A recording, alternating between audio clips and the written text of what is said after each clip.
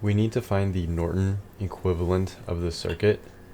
And so looking at our circuit, we have this voltage that goes across the entire thing. We have a VAB. So essentially we would have an IAB.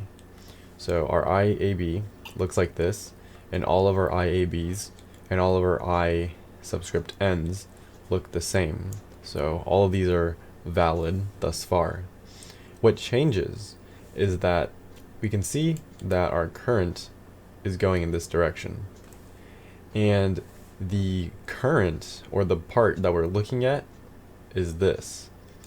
And the voltage here is going this way, into the positive out of the negative. And so the current is going the opposite direction of this.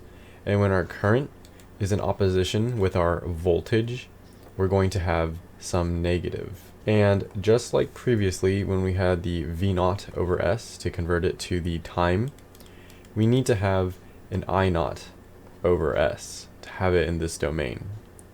So when we look at all these, we can see that this is not a valid answer. This is almost valid, but it doesn't have a negative right here, so this is not valid.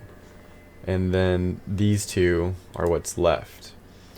What's going to be the deciding factor is this impedance up here. So when we look at this impedance, we know it's going to be a ZT of H, because we want to find the Norton and its impedance. Normally, when we've written this before, it's like J omega L.